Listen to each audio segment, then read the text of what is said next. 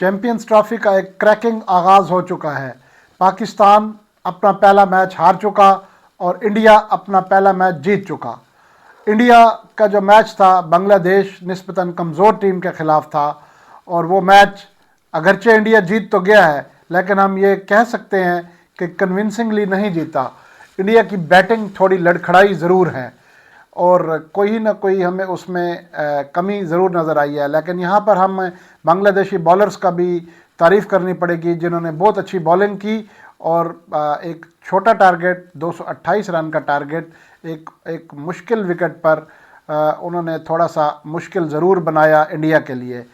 बहरहाल इंडिया जीत चुका है, इंडिया को 2 पॉइंट्स मिल गए हैं और इंडिया पॉइंट्स टेबल में अभी दूसरे नंबर पर आ गया है। रन रेट के एतबार से न्यूजीलैंड जो है वो 2 पॉइंट्स के साथ सबसे टॉप पर है और इंडिया दूसरी पोजीशन पर है। तजिया करें अगर हम इंडिया के आज के मैच की परफॉर्मेंस का, तो बॉलिंग में जो है वो इंडिया ने एक मजबूत परफॉर्मेंस दिखाई है। अगरचे हम ये कह रहे थे कि इंडिया की जो बैटिंग है वो ऑन पेपर इस टूर्नामेंट में सबसे मजबूत बैटिंग लाइनअप लग रही है। 38,000 रन बनाए हुए हैं इन बैट्समैनों और ऑलराउंडर्स ने मिलकर। खाली विराट कोहली ने 13,000 रन बनाए हुए हैं, तो बड़ी एक्सपीरियंस्ड बैटिंग लाइनअप है। लेकिन आज जो चमकी वो इंडिया की बॉलिंग थी और उसमें चमके मोहम्मद शमी और हर्षित राणा। अभी हम ये तज्जिया कर रहे थे कि जसप्रीत बुमराह के बगैर इंडिया का बॉलिंग फास्ट बॉलिंग अटैक उतना पोटेंट नज़र नहीं आ रहा, लेकिन आज जसप्रीत बुमराह की कमी बिल्कुल महसूस नहीं हुई। यही होता है अच्छी और जो प्रोफेशनल टीमें हैं उनका मेयार। पाकिस्तान में एक फ़खर जमान या एक साइम अयूब, पहले साइम अयूब के जाने के बाद शोर गौगा हुआ कि अब पाकिस्तान की टीम जो है वो बग़ैर ओपनर के और बग़ैर किसी अच्छे प्लेयर के खेलेगी, और फिर उसके बाद अब फ़खर जमान के आउट होने के बाद तो अब जैसे उम्मीदें ही ख़त्म हो गई हों। बहरहाल इंडिया में जसप्रीत बुमराह की कमी महसूस नहीं होने दी। मोहम्मद शमी ने बहुत एक्सपीरियंस्ड बॉलर हैं, 101 मैचों में 200 से ऊपर विकेटें ले चुके हैं, तो ये उनकी बताता है कि वो कितने आई थिंक ये फास्टेस्ट बॉलर है to achieve 200 wickets in ODI cricket. ये बात ये बताती है कि मोहम्मद शमी एक बहुत ज़बरदस्त बॉलर है। शुरू में नए गेंद के साथ वो सीम भी करते हैं और स्विंग भी करते हैं और आज उन्होंने ये साबित किया और उन्होंने 5 विकेटें ली। 5 पहले ही मैच में उन्होंने लिया और बड़े जो टूर्नामेंट्स हैं उनमें मोहम्मद शमी हमेशा अच्छी परफॉर्मेंस दिखाते हैं और आज भी उन्होंने दिखाई। मोहम्मद शमी के अलावा जो दूसरी परफॉर्मेंस जिससे मैं इम्प्रेस हुआ हूँ वो हर्षित राणा की है। मैंने पहले ही बताया था हर्षित राणा इंग्लैंड के ख़िलाफ़ अच्छा परफॉर्म करके आ रहे हैं। इसके जो इनके मुकाबिल दूसरे प्लेयर थे वो मोहम्मद सिराज थे, लेकिन मोहम्मद सिराज के ऊपर इनको पिक किया गया। उसकी रीज़न यही थी क्योंकि हर्षित राणा जो है वो इस वक्त फॉर्म में मौजूद थे और हर्षित राणा जो है वो पेसर भी है, उनकी बॉल तेज़ भी निकलती है और उसमें बाउंस भी है और स्विंग भी है। इसी वजह से हर्षित राणा को जो है वो उन पर सिराज पर फोकियत दी गई और आज उनको मैच में भी डाला गया और हर्षित राणा ने प्रूव किया और उन्होंने 3 विकेटें हासिल की और बहुत ही अच्छी उन्होंने बॉलिंग करवाई। हर्षित ने 7 ओवरों में 7.4 ओवरों में उन्होंने 31 रन दे के 4 विकेटें ली और इनका जो इकॉनमी था वो 4 था, जो कि तमाम बॉलर्स में सबसे कम इकॉनमी के साथ इन्होंने रन्स दिए हैं। 5.3 की इकॉनमी के साथ शमी ने रन्स दिए हैं 10 ओवरों में 53 रन। और इंडिया के जो स्पिनर्स थे वो उन्होंने एज़ यूजुअल बहुत ही अच्छी बॉलिंग कराई है। अगरचे स्पिनर्स जो है वो विकेटें ज़्यादा लेने में कामयाब नहीं हो सके, लेकिन उन्होंने इकोनॉमिकल बॉलिंग ज़रूर कराई है।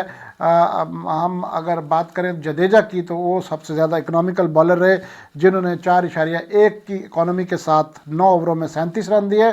और उसके बाद जो है वो हम देख रहे हैं कि जी ये कुलदीप ने भी 4.3 की इकोनॉमी के साथ रन दिए और जो तीसरे अक्षर पटेल थे उन्होंने 4.8 की इकोनॉमी के साथ रन्स दिए।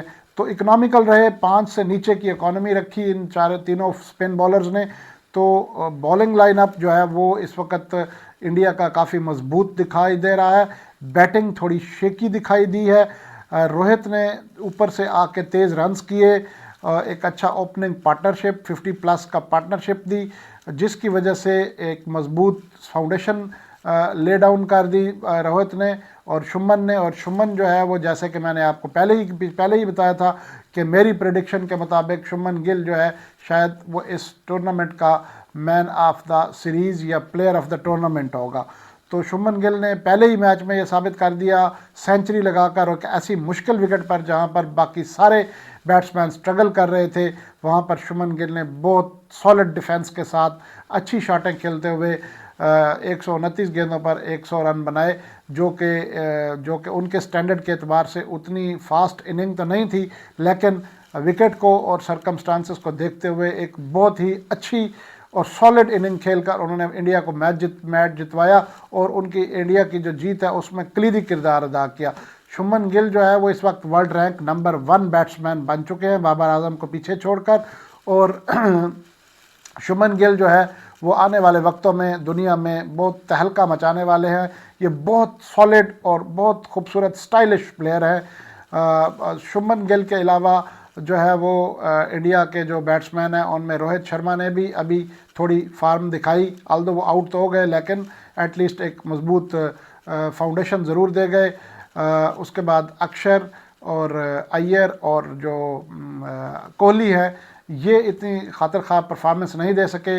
राहुल ऑल्दो मैं ये कहूँगा कि राहुल ने मैच तो जितवाया, आखिर तक वो खेले, लेकिन राहुल का एक कैच छूटा जो कि जाकिर ने छोड़ा, डॉली कैच था, वो बहुत सीधा अपने हाथों में उन्होंने वो ड्रॉप किया। अगर वो कैच पकड़ लेते जाकिर तो शायद मैच का नतीजा मुख्तलिफ हो सकता था, लेकिन बहरहाल फिर भी हम ये समझते हैं कि वो कैच अगर हो भी जाता तो इंडिया की बैटिंग लाइनअप नीचे भी ऑलराउंडर्स हैं, इतनी मजबूत है कि वो जो है वो फिर भी इंडिया जीत जाता, लेकिन बहरहाल फिर मज़ीद ज़्यादा टफ़ टाइम मिलता है इंडिया को। एनी हाउ इंडिया की एक शानदार जीत है। इंडिया ने अपना अकाउंट खोल लिया है इस चैम्पियंस ट्रॉफ़ी में और वो इस कॉन्फिडेंस के साथ अब पाकिस्तान के ख़िलाफ़ अगले मैच में उतरेंगे।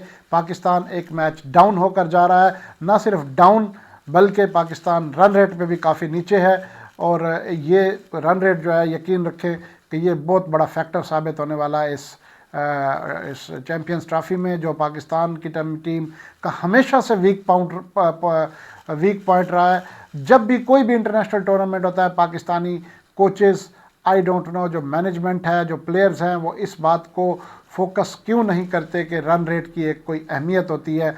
और पाकिस्तान को ये जो नेट रन रेट है ये आखिर में मैं आपको बताने लगा हूँ कि यही हार्म करने वाला है। ऑल्दो पॉइंट्स भी हार्म किए हैं पाकिस्तान को, नेगेटिव फ्रेम ऑफ माइंड के साथ अब पाकिस्तान ना जाए, अल्लाह करे। जो इंडिया के साथ मैच है 23 तारीख को, पाकिस्तान की टीम दुबई पहुंच चुकी है और वहां पर उन्होंने अपनी प्रैक्टिस का भी आगाज़ करना है कल से, और देखते हैं 23 तारीख को पाकिस्तान इंडिया के ख़िलाफ़ क्या परफॉर्मेंस शो करता है। बहरहाल इंडिया की जो आज की बैटिंग लाइनअप है, जो शेकी बैटिंग थी, उससे थोड़ा सा पाकिस्तानी फैंस को ज़रूर हौसला मिला होगा कि शायद कोई चांस बन सके पाकिस्तान का, अगर वो कुछ क्रैक्स डाल सके उनकी बैटिंग लाइनअप में।